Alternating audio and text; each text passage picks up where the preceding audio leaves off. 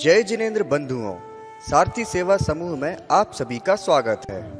मुनि श्री 108 कुंतु सागर जी मुनिराज व एलक श्री 105 सिद्धांत सागर जी का 2020 का चातुर्मास नेहानगर निवासियों को प्राप्त हुआ है। धर्म लाभ हेतु आचार्य गुरुवर 108 विद्यासागर जी मुनिराज द्वारा रचित महाकाव्य मूकमाटी की कक्षा मुनि श्री 108 कुंतु सागर जी मुनिराज द्वारा ली जा रही है। हम आप तक यह कक्षा पहुंचा रहे हैं, जिसे रोज आप सारथी सेवा समूह के फेसबुक पेज या यूट्यूब चैनल पर प्रातः 9 बजे देख सकते हैं। ओम नमः सिद्धेभ्यः।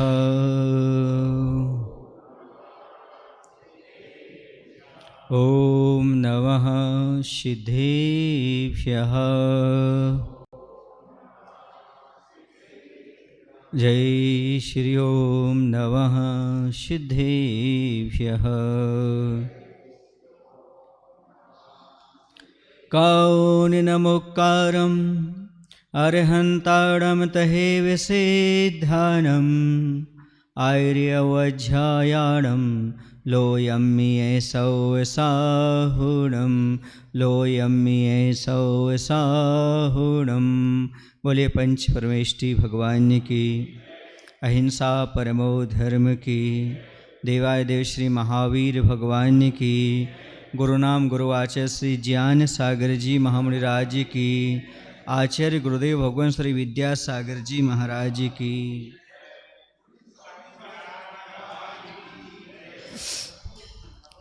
जब जीवन में बैराग आता है तभी हमारी बुद्धि सद्बुद्धि कहलाती है। बैराग परम न सौभाग्यम, कहते संसार में बैराग्य से बड़ा कोई सौभाग्य नहीं है। अभी संसार के कार्यों में लगी हुई बुद्धि थी, उसे आचार्य दुर्बुद्धि कहते हैं। जब संसार के कार्यों से हट करके वही बुद्धि मोक्ष मार्ग में लग जाती है तो उसी का नाम सद्बुद्धि हो जाया करता है। जब तक धन दौलत माया की चाह रहती है तब तक बुद्धि दुर्बुद्धि हो जाती है, और जब हम माया का त्याग करके आत्मा की माया, भगवान की माया या आत्म वैभव को प्राप्त करने चले जाते हैं तब समझो हमारी बुद्धि सद्बुद्धि हो जाती है। क्योंकि संसार की ये माया पाकर के व्यक्ति पाप का बंध करता है, दुर्गति में जाता है, और जो पाप का बंध कराए दुर्गति ले जाए वो कभी सद्बुद्धि नहीं हो सकती, उसे दुर्बुद्धि ही कहा जाए। उसे ज्ञान नहीं कह सकते, वह अज्ञान कुज्ञान ही कहलाता है। तो सद्बुद्धि तब होती है जब हम संसार की माया को छोड़ करके और आत्म प्रसाद में लग जाते हैं। 67 पेज पर वह यही भावना भा रही है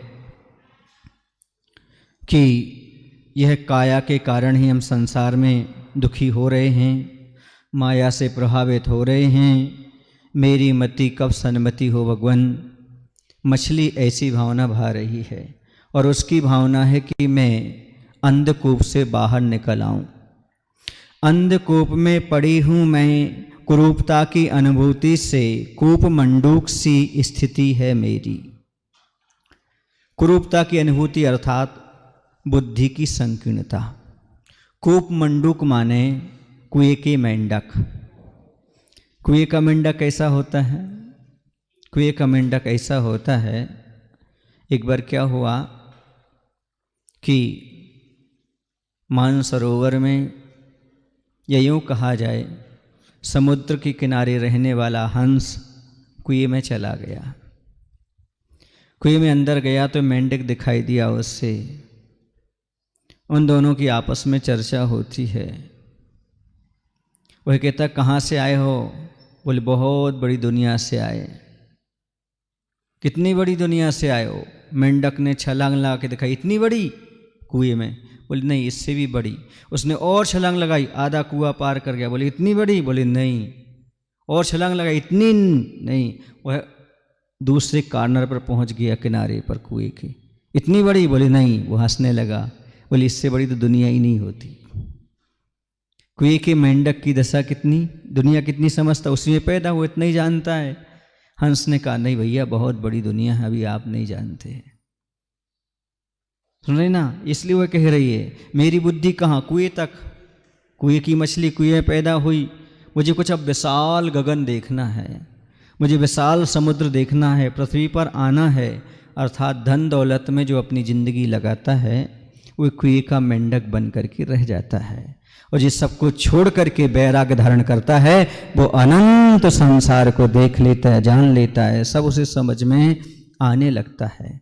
कल कहा था समुद्र में डूब करके समुद्र की हकीकत नहीं जानी जा सकती, समुद्र के किनारे खड़े होकर के समुद्र की हकीकत का पता लगा सकते हैं। वैसे संसार में रच पच करके संसार की दशा नहीं जानी जा सकती, बल्कि संसार से वैराग्य धारण करो तब समझ में आएगा संसार कैसा है। रागी को संसार समझ में नहीं आता, किसको आता है? वैरागी को संसार समझ में आता है। रागी रचता पचता रहता है, उसे समझ में नहीं आता संसार क्या चीज़ है। हकीकत तो ये है जगत काय स्वभाव हुआ संवेग वैराग्यार्थम। आचार्य उमा स्वामी महाराज कहते हैं जगत और शरीर के स्वभाव को जानो। निश्चित में संवेग और वैराग आए बिना रह नहीं सकता। संसार की क्या हकीकत है, संसार कैसा है? बोलो संसार कैसा है? कैसा है संसार? असार है। सब जानते हैं संसार कैसा है, असार है, इसमें कोई सार नहीं है। तो इस संसार का जब चिंतन करते कि संसार असार है तो संसार से भय उत्पन्न होता है। उस भय का नाम ही संवेग भाव है। पापों से संसार से भयभीत होना, इसी का नाम संवेग भाव है। धर्म और धर्मात्माओं से प्रेम होना, इसी का नाम संवेग भाव है। जब स्वार्थी दुनिया को देख लेते हैं पर धर्म और धर्मात्मा पर अपने आप विश्वास हो जाता है, और जब धर्म और धर्मात्मा पर विश्वास होता है तो संसार और पापों से भय अपने आप लगने लगता है। दोनों एक चीज़ हैं, या तो ये कर लो तो ये हो जाएगा और ये कर लो तो ये हो जाएगा।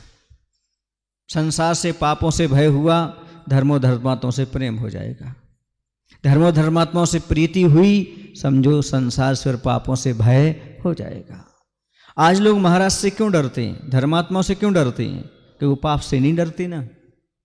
एक क्यों, रात्रि भोजन, बीड़ी, सिगरेट, ये सब पाप चल रहे हैं तो महाराज से डरते हैं, और वो छूट जाएंगे। अरे हम तो चलने तैयार हैं महाराज के पास। क्यों? हमें कोई डर ही नहीं है, क्योंकि ऐसा हम कोई कार्य नहीं करते। समझ में आया ना? दर्पण से कौन नफरत करता है? दर्पण से वही नफरत करता है जो कुरूप होता है। वह तो दर्पण को अपने पास रखता है जो खूब सुंदर होता है, खूबसूरत होता है। आप लोग गुरु रूपी दर्पण को रखना चाहते हो, क्यों? क्योंकि आप खूबसूरत हैं। लेकिन कुरूप नफरत करेगा आईने से। मैं भी कहता हूं कर लो, तुम्हें जितनी नफरत करना है सो नफरत कर लो। उछालो पत्थर, खूब उछालो पत्थर, और तोड़ दो तुम आईने को, पर याद रखना उसमें बनी तुम्हारी तस्वीर न टूट जाए। आईना तो आईना रहेगा, 100 टुकड़े करके देख लो आप, वो अकेला भी रहेगा एक टुकड़ा तो भी आपके लिए आईना ही कहलाएगा वो। इसलिए तुम, जो तुम्हारे दोष दिखाने वाला है, जो तुम्हारे जीवन का निर्माण करने वाला है, उसके प्रति भले तुम्हारे लिए रोष आ जाए, लेकिन आईना तो आईना ही रहेगा, दर्पण तो दर्पण ही रहेगा। सुन रहे ना? हकीकत बयानी से मुकरूंगा नहीं, क्योंकि आईना हूं, आदमी नहीं। आपके चेहरे पर दाग है कि नहीं है?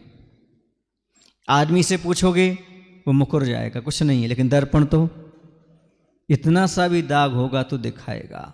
इसलिए कहता हूं हकीकत बयानी से मुकरूंगा नहीं, आईना हूं, आदमी नहीं।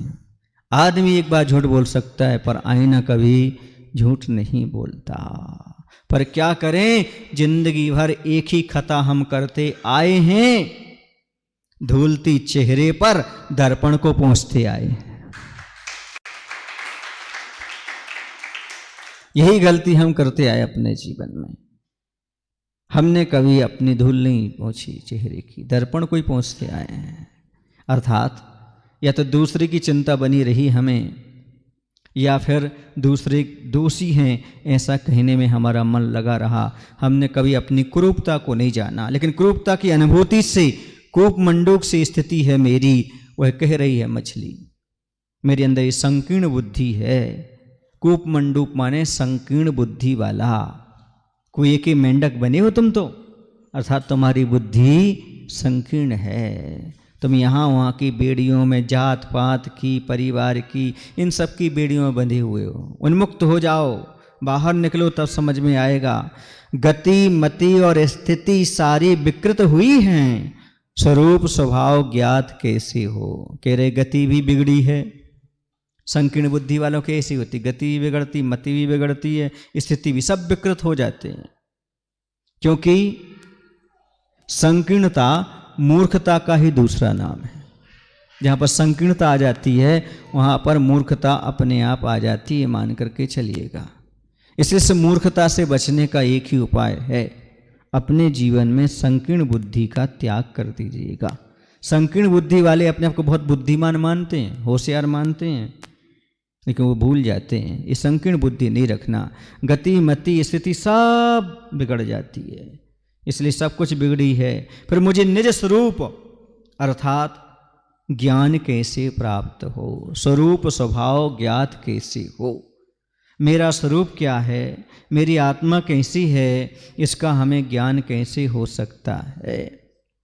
ऊपर से प्रेषित हो मुझ तक एक किरण भी तो नहीं आती, और मछली के मुख से निकल पड़ी दीनता घुली ध्वनि की। इस अंधकूप से निकालो इसे कोई, उस हंस रूप से मिला लो इसे कोई। इस रुदन को कोई सुनता भी तो नहीं, अरे कान वालों सब बहरे हो गए हैं क्या।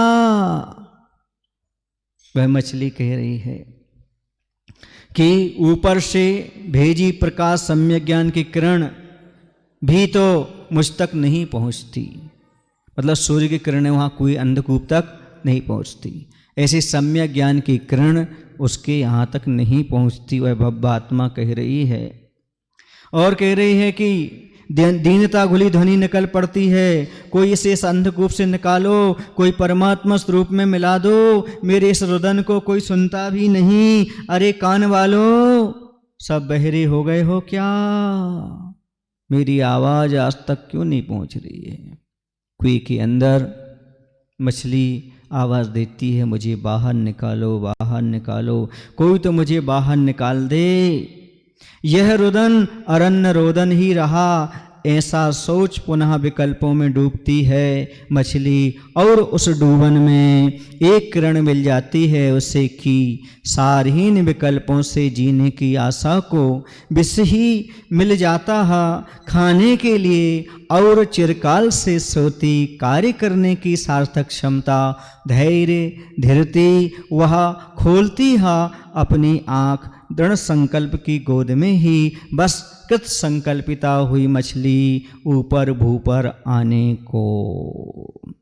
कह रहे हैं जब मेरा कोई रोना सुनने तैयार नहीं है तो अब एक काम करती हूँ मैं, क्या यह मेरा रोना तो अरण्य रोदन हो गया। अरण्य माने जंगल, जैसे कोई जंगल में रो रहा हो वहाँ कोई सुनने वाला है क्या, तो अरण्य रोदन हो गया, अर्थात कोई भी सुनने वाला नहीं है जंगल में मेरी बात, तो मेरी आवाज़ कोई सुनता नहीं। इसलिए क्या करती हूँ मैं, यूं विचार करके पुनः विकल्पों में डूबती जाती मछली, विकल्पों में उलझते हुए भी उसके मन में एक आशा की किरण जगी है और लगा है कि निस्सार विकल्पों में उलझने से कुछ लाभ होने वाला नहीं है। अब तो दृढ़ता के साथ कुछ पुरुषार्थ करना ही होगा, और पुरुषार्थ करते हुए भले ही कटुता की अनुभूति हो, पर मुझे तो वह स्वीकार करना ही करना है।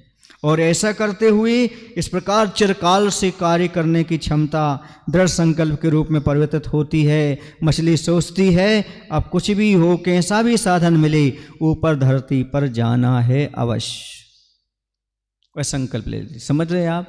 अर्थात इस संसार के कूप से, घर गृहस्थी के जाल से भव्य आत्मा बाहर निकलना चाहता है, क्योंकि यहाँ कोई भी धर्म की बात सुनने वाला नहीं है। आत्म तत्व का भान कहीं होने वाला नहीं है। किरण तक नहीं आती, जैसे सूर्य की किरण नहीं पहुँच रही वैसे सम्य ज्ञान नहीं मिल रहा। अब तो मैं इससे बाहर निकलना चाहता हूँ, संसार कुएं से मुझे बाहर निकालो। ऊपर उठाने के लिए वह स्वयं को संकल्प करती है। ये बात सही है। जब तक हम स्वयं संकल्पित ना हो तब तक कोई सहयोग नहीं देता। आपने सुना होगा, जो स्वयं अपनी मदद करता है ईश्वर उसी की मदद, है ना। इसी प्रकार से यहाँ पर मोक्ष मार्ग में जब तक तुम स्वयं अपना पुरुषार्थ नहीं जगाओगे, कोई सहयोगी बनने वाला नहीं है। स्वयं को निकलना है घर से। कोई आपको पकड़े नहीं है, ये आपकी धारणा है कि संसार में हम बंधे हुए हैं। कुछ लोग कहते महाराज कैसे घर छोड़ें, बंधे हुए हैं, रोके हुए हैं। कौन रोके आपको? हैं? फिर दुनिया से कैसे चला जाने देता वो? वहाँ तो नहीं रोकता वो। क्या कारण है? ये आपकी धारणा है कि हमें कोई बांधे या मैं बंधा हुआ हूँ।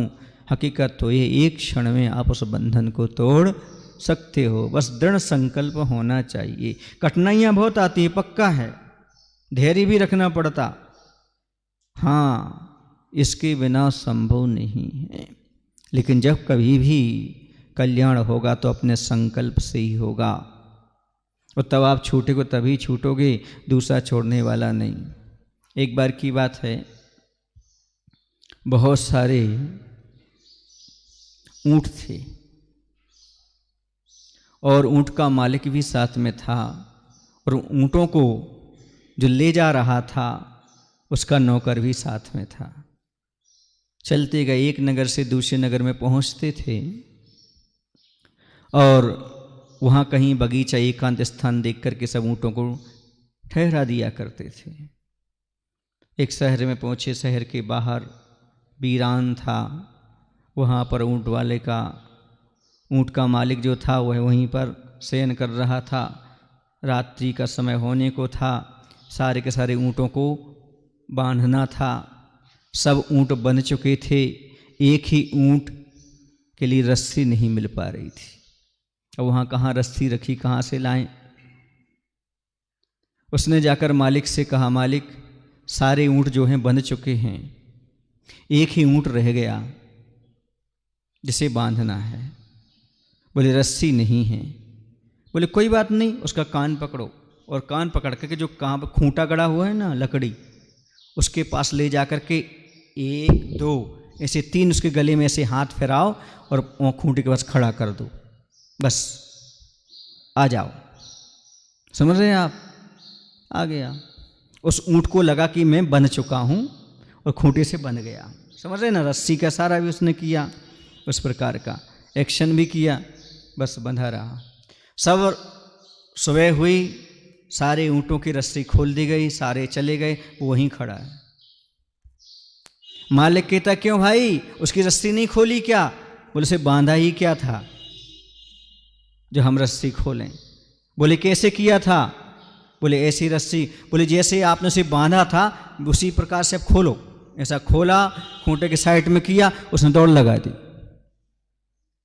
बोलो कौन बांधे था उससे? उसकी स्वयं धारणा बांधे हुई थी। क्या बांधे हुई थी? धारणा।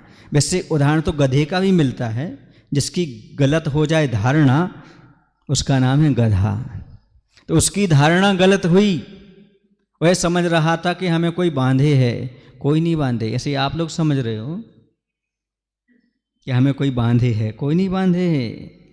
तुम जबरदस्ती बंधे हुई हो, तुम्हारी धारणा गलत बनी हुई है कि हमें उसने बांध लिया, हमें उसने बांध लिया।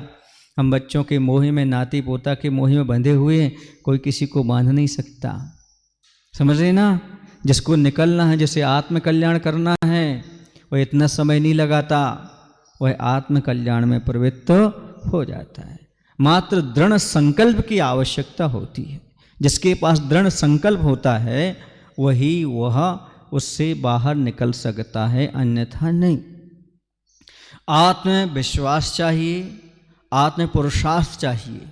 जब तक आत्मविश्वास न हो, आत्म पुरुषार्थ न हो, तब तक आत्म कल्याण के रास्ते पर नहीं बढ़ा जा सकता।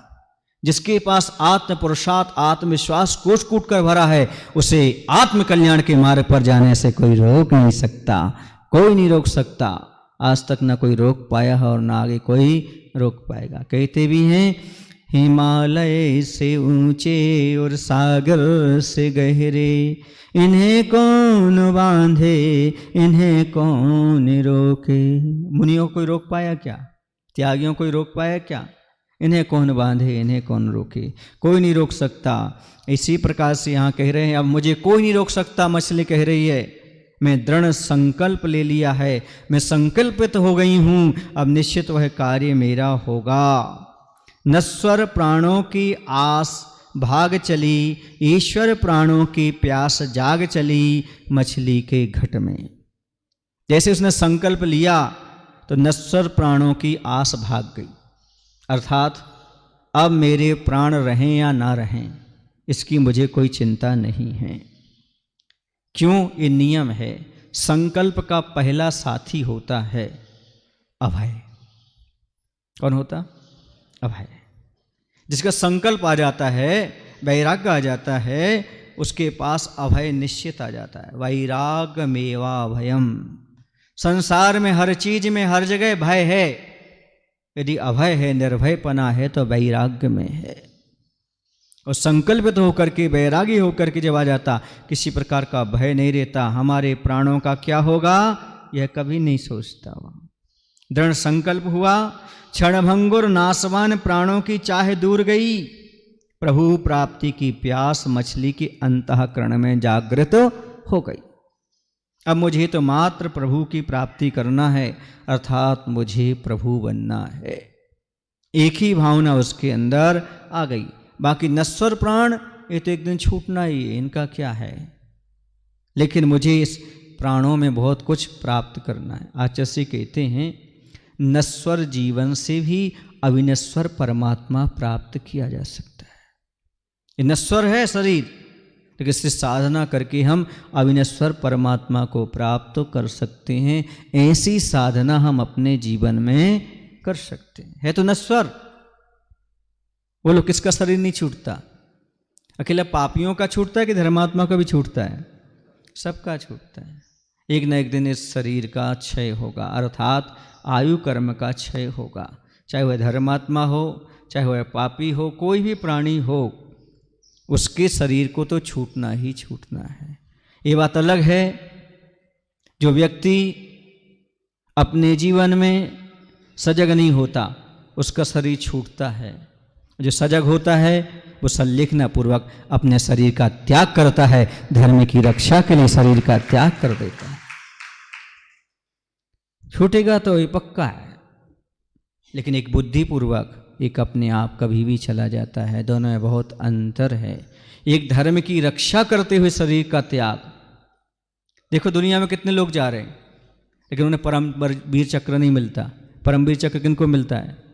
जो देश की रक्षा करते हुए अपने शरीर का बलिदान करते हैं, उन्हें परमवीर चक्र मिलता है। वैसे ही जो धर्म की रक्षा के लिए शरीर का त्याग करते हैं, उन्हें परम समाधि, परम दशा प्राप्त होती है। ये बात बहुत महत्वपूर्ण है। इसलिए वह नश्वर शरीर का, प्राणों का मोह नहीं कर रही है। क्यों? अब उससे प्रभु की प्यास लग चुकी है। सुने आप लोग के नहीं? जिसके अंदर भगवान बनने की भावना, ललक पैदा हो जाती है, उसे अपने प्राणों की चिंता नहीं रहती। क्योंकि मुझे तो भगवान की भक्ति करना है। जो कुछ प्राप्त हो ठीक, नहीं हो ठीक, मात्र मुझे भगवान की भक्ति करना। और उसे विश्वास हो जाता है, रक्षति रक्षतो धर्मः। जिसकी तुम रक्षा करोगे, तुम्हारा रक्षा करेगा। धर्म की रक्षा करने वाले की रक्षा अपने आप हो जाती है। कहीं भी चला जाए, देवी देवता भी उसकी रक्षा करने तैयार हो जाते हैं। एक बार की बात है, संस्मरण है, ग्रीष्मकालीन वासना कुंडलपुर में संपन्न हो रही थी। तो मैंने आचार्य भगवान से निवेदन किया, बिहार का भी थोड़ा चल रहा था, आचार्य जी की स्लुंज करना चाहते हैं। क्यों, परीक्षा ले रहे हो क्या? आचार्य से बोलते कल बिहार तो नहीं है, ऐसा तो नहीं कर रहे। हमने कहा बिहार होगा तो केसुंज नहीं कर रहे, बिहार होगा तो केसुंज नहीं कर रहे। हम लोग गैसिंग लगाते थे, आचार्य बिहार आज करेंगे कल करेंगे क्या होगा, आचार्य बताते तो है नहीं है।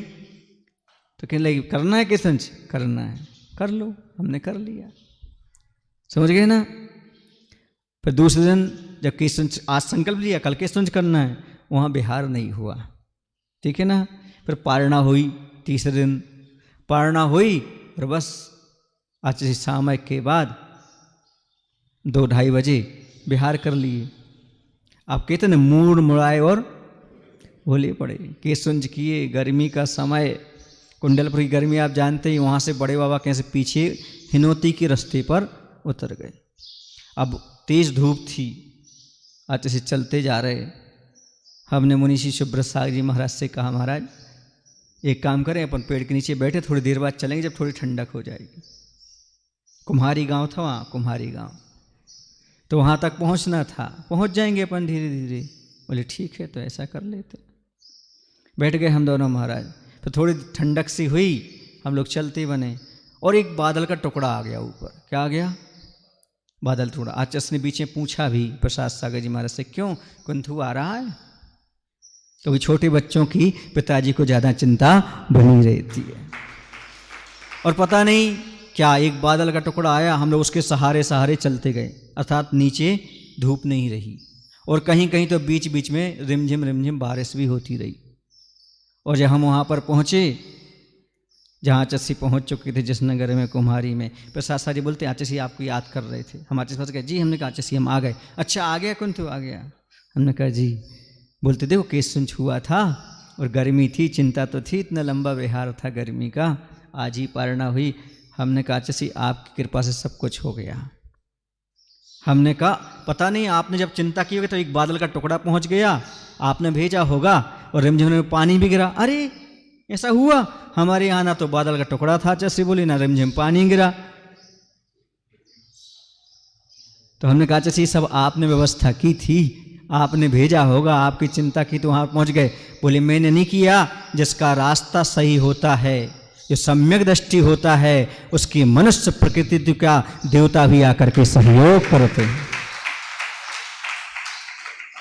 कहने का तात्पर्य, एक बार जो संकल्प ले लेता है, ईश्वर के प्रति प्यास जाग जाती है, सच्चा मार्ग जिससे मिल जाता है, फिर उसकी सब व्यवस्थाएं अपने आप व्यवस्थित होती चली जाती हैं। कभी किसी प्रकार की व्यवस्था की मांग नहीं करना पड़ती, क्योंकि व्यवस्थित जीवन अपने आप में व्यवस्था ही है। जिसका जीवन व्यवस्थित हो जाता है उसे ज़्यादा व्यवस्था करने की आवश्यकता नहीं होती। हमें जीवन को व्यवस्थित करने की आवश्यकता है। हमारा जीवन अस्त व्यस्त है। व्यवस्थित कब होगा? जब हम अपने आप में रहेंगे तो व्यवस्थित हो जाएगा, ये पक्का है। और हम व्यवस्थित नहीं है तो कितनी भी व्यवस्था बना लो, कुछ भी होने वाला नहीं है। जैसे भूख नहीं है तो भोजन क्या करेगा, कितना ही भोजन रखा रहे। और यदि भूख है तो रूखा रूखा भोजन भी मिल जाए तो काम का है।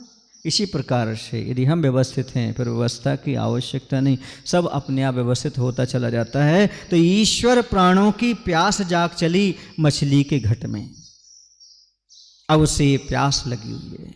सही बात तो ये है, बिना पागलपन के भक्ति नहीं होती। किसके बिना? ये पागलपन ही तो है मछली का, कि जल के बिना एक क्षण नहीं रह पाती, और कहाँ आ रही है वो?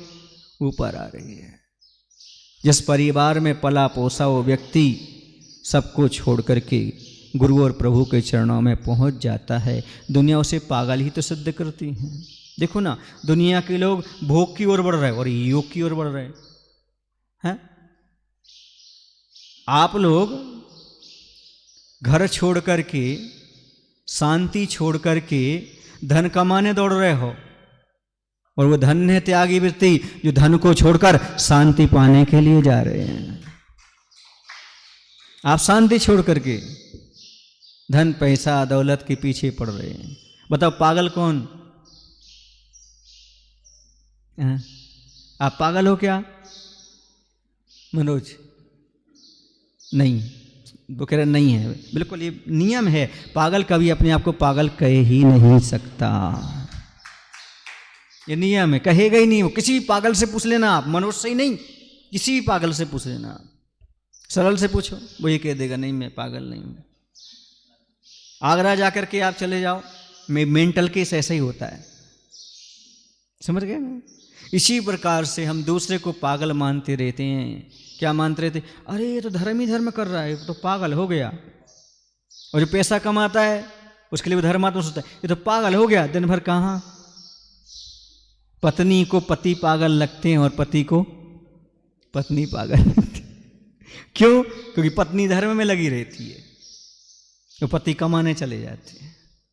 तो उसे लगता है तो रात दिन कमाने अमाने में लगा रहे, धर्म तो करते नहीं है, पागल है।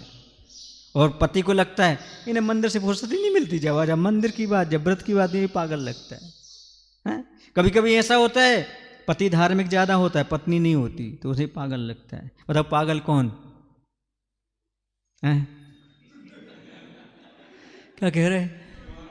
दोनों सही बात है। एक पागल किसे कहते हैं? जो अपनी ही धुन में मस्त रहे, उसका नाम पागल। तो महाराज भी अपनी धुन में लगे हैं तो वही पागल, और तुम अपनी धुन में लगे हो, आप भी पागल। पर हकीकत ये है जब मेडिकल टेस्ट होगा तब मालूम पड़ेगा सच्चा पागल तो वो है जो मुनिराज हैं, क्योंकि वो सच्चाई को पाने में पागल हैं। और तुम ऐसे पागल हो जिसका कोई लेना देना नहीं, जिसका कोई लेना देना नहीं, ऐसे पागल हो आप। कुछ भी उपलब्ध नहीं होगा आपके पागलपन से। आज तक कुछ मिला आपके पागलपन से? बताओ ना, कुछ नहीं मिला।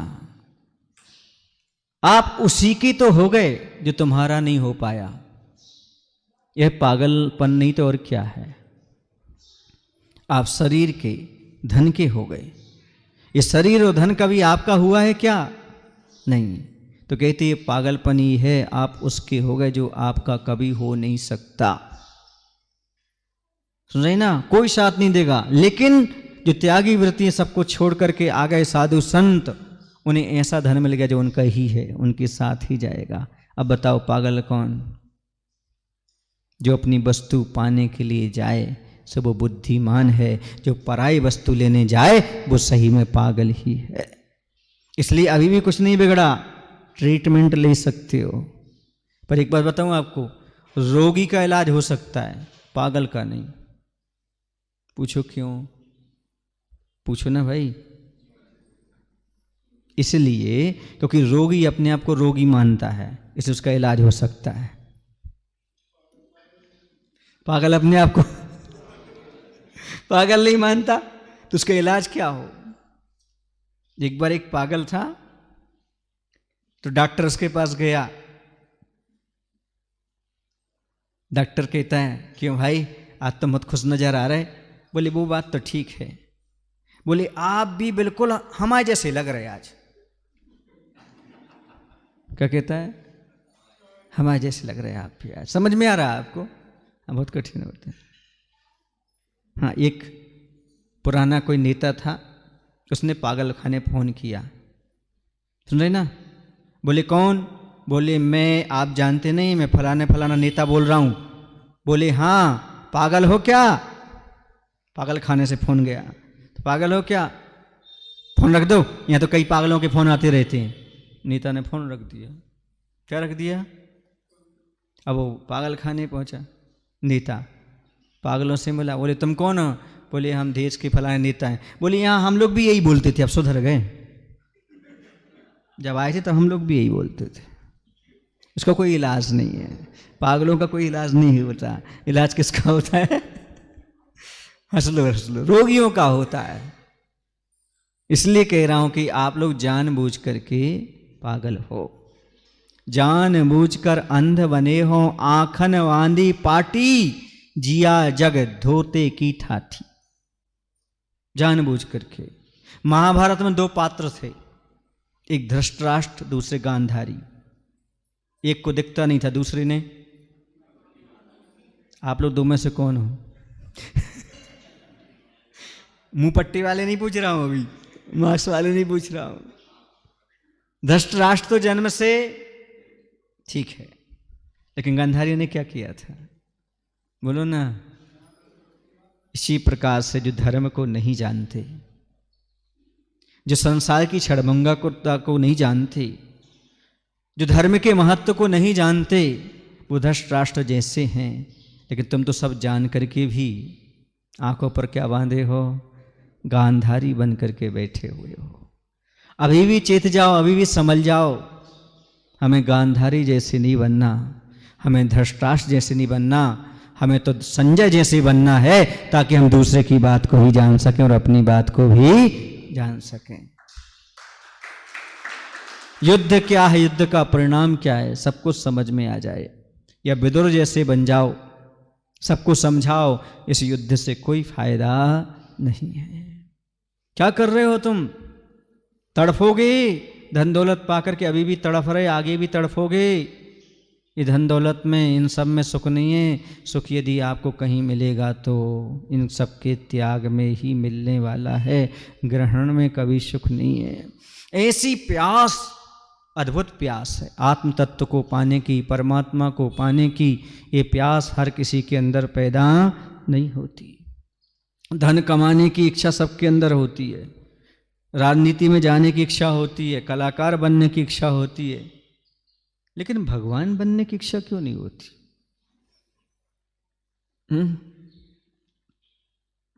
बहुत कठिन काम है, लेकिन उसे तो लग गई अब प्यास। फिर क्या?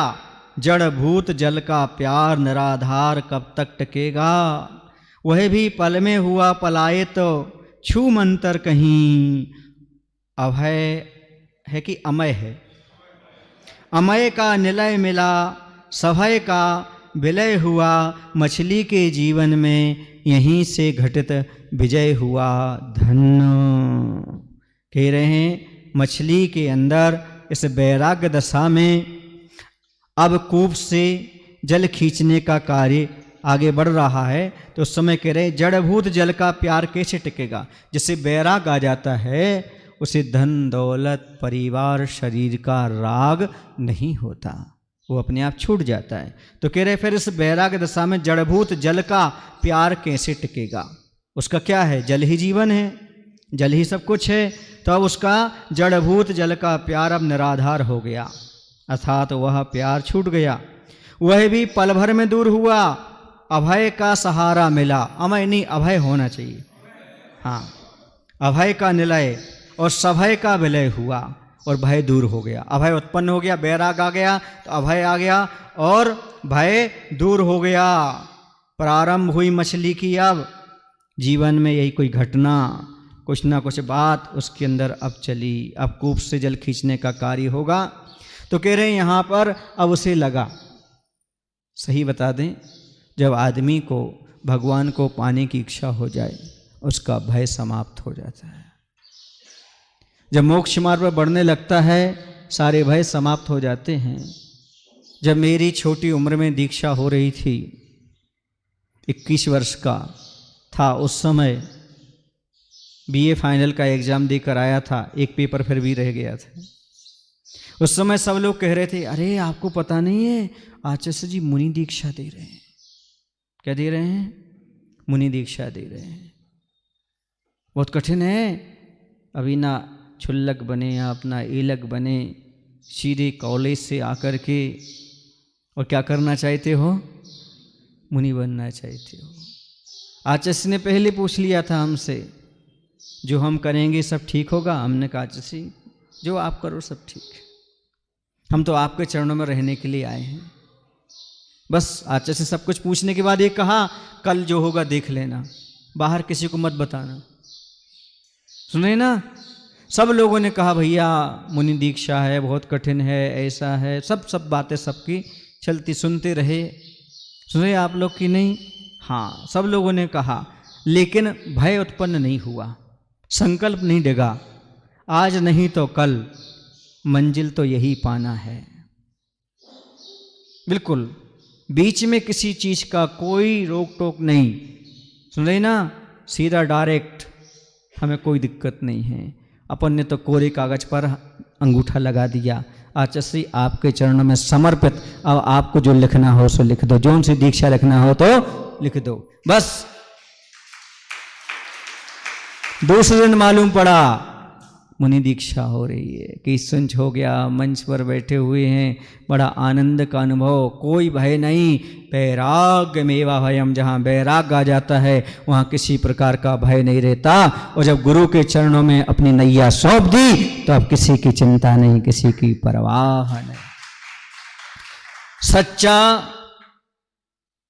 गुरु वही है जो भक्त की नैया को पार लगा दे, और सच्चा शिष्य वही है जो अपनी नैया गुरु के हाथ थमा दे, गुरु के हाथ थमा दे। लीजिए, आपको जैसा करना सो करो। गुरु को नाव बना बैठा तुम, फिर क्यों तनाव में? सुने ना, गुरु को नाविक बना लिया, उन्हीं को नाव बना लिया।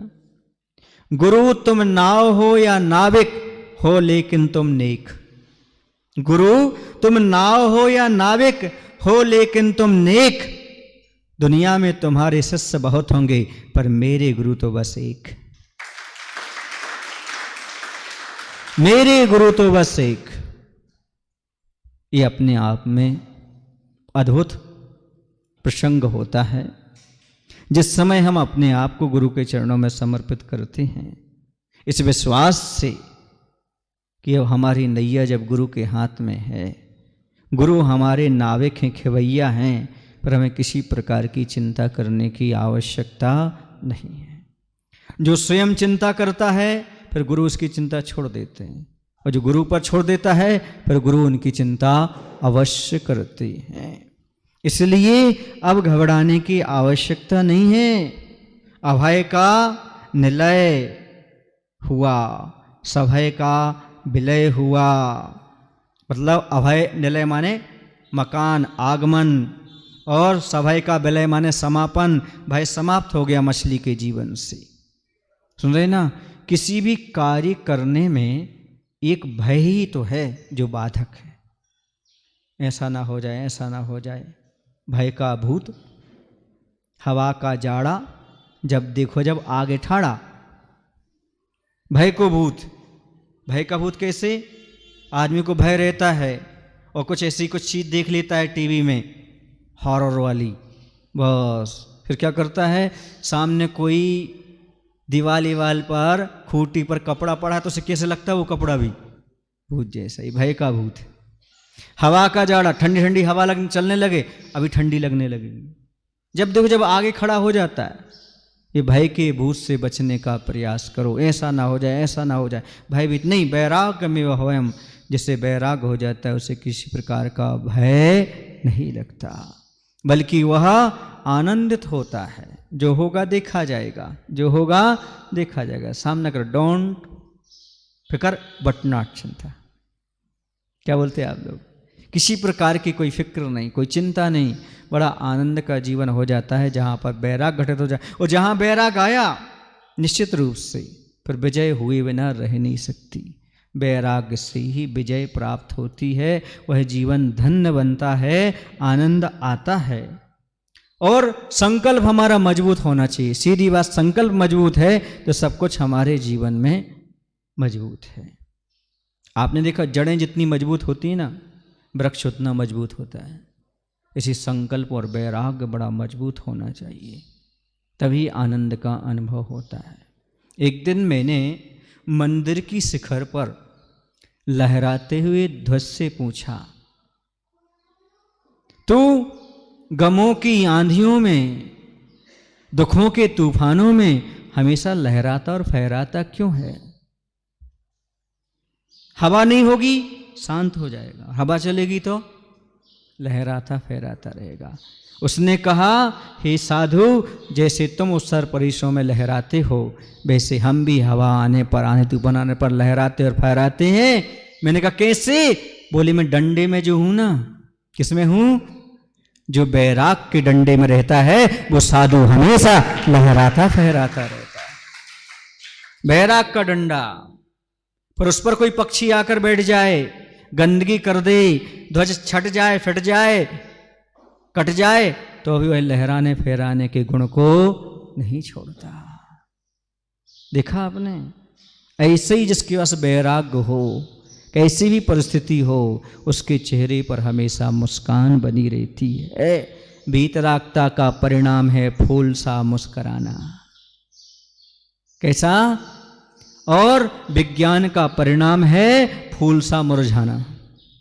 विज्ञान ने मुरझा दिया, लेकिन वीतराग विज्ञान ने हमें फूल सा खिला दिया। ये वीतरागता ही तो है, उसी का प्रतीक तो है ये चेहरे पर मुस्कान, हमेशा स्वस्थ, मन पवित्र, माथे पर चमक। ये सब वीतरागता का परिणाम अपने आप आ जाता है। आप लोग बोलते हैं यह मंद मधुर मुस्कान सदा चेहरे पर बिखरी। आचार्य की स्तुति करते हैं। क्यों? क्योंकि जहाँ पर वैराग्य वहाँ पर किसी प्रकार का भय नहीं, निश्चल परिणाम आनंदमय रहता है। अब प्रासंगिक कार्य आगे बढ़ता है। अंग अंग संस्कारित थे, सो संयम की शिक्षा का संस्कार प्राप्त था जिन्हें। वे दोनों हाथ शिल्पी के संयत हो उठे तुरंत, तभी वह शिल्पी रस्सी से बांध बाल्टी को धीमी गति से नीचे उतारता है। कूप में जिससे कि मछली आदि नाना जलचर जीवों का घाट टल सके और अपने आत्म तत्व को यहाँ और वहाँ, अब और तब, कर्म कर्म फल सो ना छल सके। कितनी अच्छी बात कही जा रही है। अब यहाँ पर बात ऐसी हुई कि अब प्रासंगिक कार्य आगे बढ़ रहा है। प्रासंगिक कार्य का अर्थ सब समझ रहे हैं ना? अब कूप से जल खींचने का कार्य आगे बढ़ता है। रस्सी थी, रस्सी की गांठ खोली गई, वो ये सब जैसे झांक रहा है तो मछली ने जब उसकी परछाई को देखा तो मछली के अंदर ये सारी की सारी बातें आईं कि मुझे तो बाहर निकलना है अंधकूप से, जिसके अंग अंग में संस्कारित थे। किससे संस्कारित हैं? जीव दया के संस्कारों से संस्कारित हैं। सो संयम की शिक्षा कह रहे हैं, तथा जिन्हें संयम की शिक्षा प्राप्त थी, ऐसे शिल्पी ने बाल्टी को रस्सी से बांध दिया और अवय सावधानी पूर्वक धीमी गति से बाल्टी को कुएं में क्या करता है? नीचे उतार रहा है। धीमी गति से उतारने का कारण क्या है? कारण भी बता रहे। पहला कारण ये है कि कुएं में रहने वाले मेंढक, मछली इत्यादि जलचर जीवों की हिंसा न हो जाए। स्वयं को दूसरी बात कह रहे हैं। दूसरा क्या है? दूसरा ये इस लोक और परलोक में आज और भविष्य में कभी भी कर्मों का बंध ना हो सके और ना ही कर्मों का फल भोगना पड़े। दो कारण। धीरे धीरे नीचे बाल्टी क्यों उतार रहा है कुंभकार? क्योंकि जो से बाल्टी धड़ाम से पटकेंगे नीचे पानी में तो जलचर जीवों की हिंसा होगी, ठीक है ना? तो दूसरे का अहित होगा, और यदि हमने उन जीवों की हिंसा की हमें कर्म का बंध होगा, इसलिए हमें कालांतर में दुख मिलेगा। इसलिए स्वयं के हित के लिए और दूसरे के हित के लिए सावधानी से बाल्टी नीचे पहुंचाई जा रही है। कड़ी वाली बाल्टी है। समझ में आ रहा आपको कि नहीं आ रहा? यहाँ पर आत्म तत्व की बात कही जा रही है और दूसरे जीवों के हित की बात की जा रही। लो हाथों हाथ संकल्प फलीभूत होता सा, स्वप्न को साकार देखने की आस भरी मछली की शांत आंखें ऊपर देखती हैं। और कहते हैं कि धीरे धीरे जब वहाँ पर वह पहुँचती है बाल्टी कूप में, तो कुएं के अंदर पड़ी दृढ़ संकल्पिता मछली ने ज्यों ही ऊपर से नीचे उतरती बाल्टी को देखा तो उसे ऐसा लगा मानो मेरी भावना पूर्ण होने वाली है, मेरा संकल्प फलीभूत होने वाला है, ऐसा स्वप्न साकार होने वाला है, उसे ऐसा लग रहा है। क्यों? क्योंकि अब वह बाल्टी नीचे आ रही है। अब मैं बाल्टी में बैठ कर के बाहर चली जाऊंगी, ऐसा उसे बिल्कुल शांत भाव से देख रही। उतरता हुआ यान सा दिखा, लिखा हुआ था उस पर। बाल्टी पर क्या लिखा था? सुनो, धम्मो दया विशुद्धो तथा धम्मम शरणम गच्छामि। ज्यों ज्यों कूप में उतरती गई बाल्टी त्यों तो नीचे नीर की गहराई में झटपट चले जाते प्राण रक्षण हेतु मंडूक आदिक अनगिन जलीय जंतु। कह रहे कि जैसे ही बाल्टी नीचे उतरती है वह मछली उस बाल्टी की ओर देखती है, उस पर सूत्र लिखा था धम्मो दया विशुद्धो, अर्थात धर्म दया से ही विशुद्ध होता है। दया के बिना कोई भी धर्म विशुद्ध नहीं होता, शुद्ध नहीं होता। यदि हमारे पास दया है तो समझो धर्म है, दया के अभाव में कोई भी धर्म नहीं हो सकता। जो दया के अभाव में धर्म स्वीकार करते हैं समझो वह आग में कमल को खिलाने की कल्पना करते हैं। कमल कहाँ खिलेगा? जल में। उसी प्रकार से धर्म कहाँ मिलेगा? दया में। हिंसा में कभी धर्म नहीं होता। हिंसा में जो विश्वास रखते हैं वो कभी धर्मात्मा नहीं हो सकते। जो हिंसा का त्याग करते हैं वही धर्मात्मा हो सकते हैं। धम्मम शरणम गच्छामि, मैं धर्म की शरण में जाता हूँ। हकीकत तो ये है कि इतने बड़े दयालु हैं। दयालुपना तो सज्जनता का प्रतीक है, देवपने का प्रतीक है। अरे भैया अभी बहुत से जीवों को बचाते हैं, गौशाला में योगदान देते हैं, देवता हैं देवता। दया से ही देवता बनते हैं, दया से ही दयालु बनते हैं, और दया का पालन कर से ही धर्मालु बनते हैं, धर्मात्मा बनते हैं। इसलिए कह रहे हैं दया दो तरफ की कृपा है। इसकी कृपा को समझो आप। जो दूसरों पर कृपा करता है उस पर तो होती है, लेकिन स्वयं पर भी कृपा होती। कहा ना अभी हम मछलियों को बचाएंगे तो हम कर्मबंध से बच जाएंगे। दोनों तरफ से भला होता है दया का पालन करने से। दया वह भाषा है बंधुओं जिससे मूक प्राणी पशु पक्षी भी सुन लेते हैं। सुन रहे ना? उन्हें सुनाने की आवश्यकता नहीं है। और गूंगे भी बोल लेते हैं, गूंगे भी दया का पालन कर लेते हैं। बहुत सारे पशु पक्षियों में बहुत दया होती है। आप क्या समझोगी? मनुष्यों में दया होती है? ऐसा नहीं, पशु पक्षी भी बहुत दयालु होते हैं, बहुत अच्छे से दूसरे को बचाना चाहते हैं, बचाते हैं। 2009 का ये प्रसंग है। बाड़ी में था, रायसेन जिले में बाड़ी बरेली है ना, तो बाड़ी नगर में था। वहाँ पर अचानक देखा, छत पर बैठा हुआ था, एक कौआ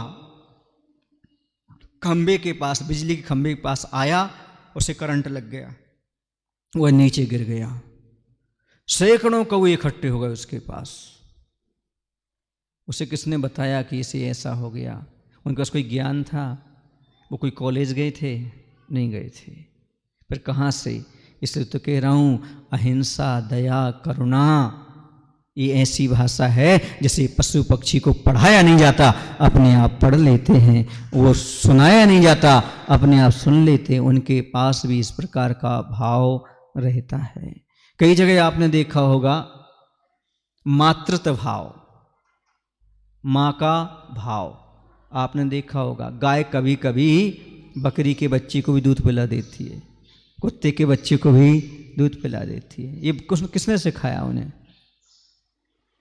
बच्चा तो बच्चा है, किसी का भी हो। पशुओं में इस प्रकार का भेदभाव नहीं रहता।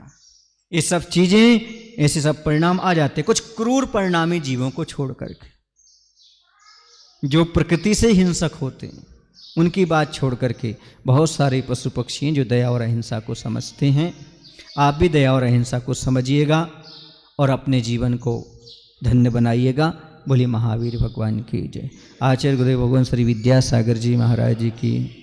हे प्रभु, हम सभी को इतनी शक्ति, इतनी बुद्धि देने की कृपा करो ताकि हम सभी लोग अपने जीवन को गुरु के चरणों में समर्पित करके धन्य कर सकें।